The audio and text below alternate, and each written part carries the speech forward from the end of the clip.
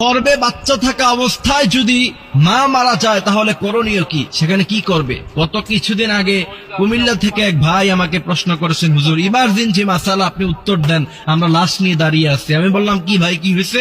তিনি বলছেন, আমরা হসপিটালে নিয়ে গিয়েছিলাম এক অন্তঃসত্ত্বা মাকে, সেখানে নেওয়ার পরে একটু পরেই ডেলিভারি হওয়ার কথা, ডাক্তার ভুলে কি ইনজেকশন দিয়েছে, তার কারণে 1 মিনিটের মাথায় অন্তঃসত্ত্বা মা সে মুহূর্তের মধ্যেই দুনিয়া থেকে চলে গিয়েছে, বিদায় হয়ে গিয়েছে। এখন তার ভিতরে বাচ্চা আছে, এখন কি করণীয়, আমরা কি করতে পারি হুজুর, উত্তর দেন। আমি মুহূর্তের মধ্যে থমকে গেলাম, কারণ এমন প্রশ্ন আমার জীবনে আমি কোনোদিন শুনি নাই। এই জন্য আমি এটা জাতির উদ্দেশ্যে আলোচনা করে দিচ্ছি আজকের আলোচনায়। অবশ্যই আমাদের আলোচনা যারা শুনছেন, আদ-দাল্লু আলাল খায়রি কাফাইলিহি, এই হাদিসের ইস্তেদলালে আপনারা এটাকে শেয়ার করে দিবেন বেশি বেশি, যাতে করে গোটা জাতি জানতে পারে। কারণ একটি মাসালা, আপনি আমল করেন অথবা না করেন, আপনি শিখলেন, বিশ্বনবী বলছেন নফল নামাজ পড়লে যে পরিমাণ সওয়াব, সেই পরিমাণ সওয়াব আল্লাহ পাক তোমার আমল নামায় দিয়ে দিবে।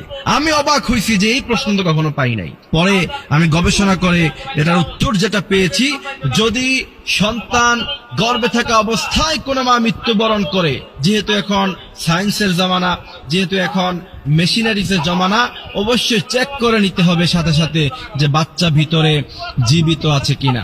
সাধারণত বাচ্চা মা মারা গেলে বাচ্চা সাধারণত সাথে সাথে মরে যাবে। তারপরেও যদি কোনো কারণে আল্লাহ পাক তার হায়াত রাখে, সে যদি বেঁচে থাকে, অবশ্যই অপারেশনের মাধ্যমে বাচ্চাকে বের করে আনতে হবে, অবশ্যই এটা করতে হবে।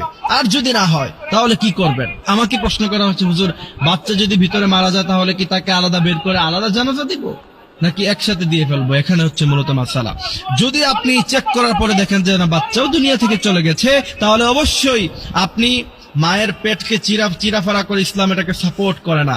মৃত্যুর পরে পোস্টমর্টম যেটা করা হয় বর্তমানে, যদি একান্ত কোনো প্রয়োজন না পড়ে, সাধারণ কোনো কারণে পোস্টমর্টম করা ইসলাম এটাকে জায়েজ করে নাই। যদি দেখেন যে বাচ্চাও ভিতরে মারা গেছে, মাও মারা গেছে, এমত অবস্থায় অবশ্যই দুইজনকে একসাথে জানাজা দিয়ে একই কবরে তাদেরকে দাফন করে দিতে হবে, বাচ্চা সেখান থেকে বের করা যাবে না।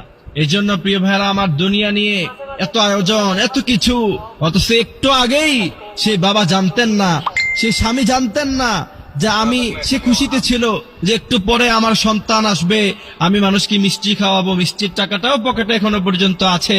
কিন্তু 1 মিনিটের ব্যবধানে আল্লাহ কি করে দিলেন, তার সন্তানও নাই, তার প্রিয়তমা স্ত্রী, যার সাথে এত কাল এত সময় সে কাটিয়েছে, কত আলাপ, কত খুনছুটি, যা আমার মেয়ে হলে এই নাম রাখবো, ছেলে হলে এই নাম রাখবো, কত আলাপ আলোচনা, কত কিছু, কত গল্প, কিন্তু কোথায় গেল?